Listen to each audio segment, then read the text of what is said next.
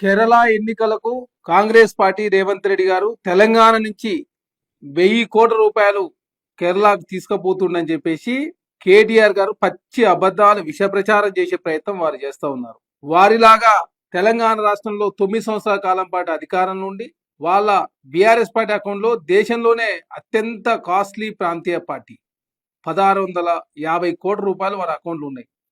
వారికి ఢిల్లీలో 1200 గదాలలో 6 ఫ్లోర్లలో ఢిల్లీలో ఆఫీసు, హైదరాబాద్లో ఆఫీసు, గచ్చిబౌలిలో 10 ఎకరాల్లో కేటాయించుకున్నారు. అదే కాకుండా జిల్లాలు కావచ్చు, రాష్ట్ర వ్యాప్తంగా బీఆర్ఎస్ పార్టీకి ఆఫీసులు, నమస్తే తెలంగాణ, టీ న్యూస్, కేటీఆర్ గారికి జన్వాడలో ఫామ్ హౌస్, కల్వకుంట్ల కవిత గారి శంకరపల్లిలో, హరీష్ రావు గారి మొయినాబాద్లో, కేశవ్ గారికి ఎర్రవల్లిలో, సంతోష్ రావు గారికి ఒట్టినావలపల్లిలో.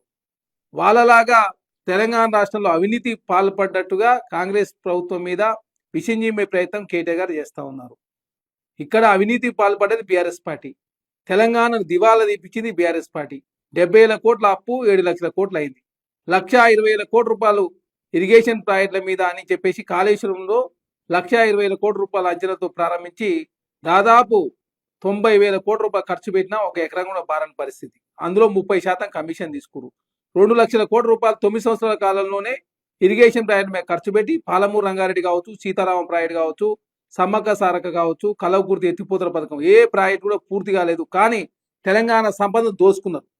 మిషన్ భగీరథ నుంచి మిషన్ కాకతీయ వరకు, కలెక్టరేట్ల నుంచి కాళేశ్వరం వరకు, సెక్రటరీ నుంచి సీతారామం ప్రాజెక్టు వరకు, ప్రగతి భవన్ నుంచి పాలమూరు రంగారెడ్డి వరకు, అదే కాకుండా అమరజ్యోతి నుంచి అంబేద్కర్ విగ్రహం వరకు తెలంగాణ రాష్ట్రంలో అవినీతికి పాల్పడి తెలంగాణ దోపిడీ చేసి ఈరోజు కాంగ్రెస్ ప్రభుత్వం మీద ఆ అపవాదు నెట్టే ప్రయత్నం బీఆర్ఎస్ పార్టీ కేటీఆర్ గారు చేస్తూ ఉన్నారు. మా ముఖ్యమంత్రి రేవంత్ రెడ్డి గారు మాట్లాడుతూ తెలంగాణ రాష్ట్రంలో కాంగ్రెస్ పార్టీ 40 లక్షల పైగా సభ్యత్వం ఉంది. మా కార్యకర్తలు అనుకుంటే 1000 కోట్ల రూపాయలు జమ చేసి పెద్ద సమస్య కాదని చెప్పేసి మా ముఖ్యమంత్రి గారు మాట్లాడారు.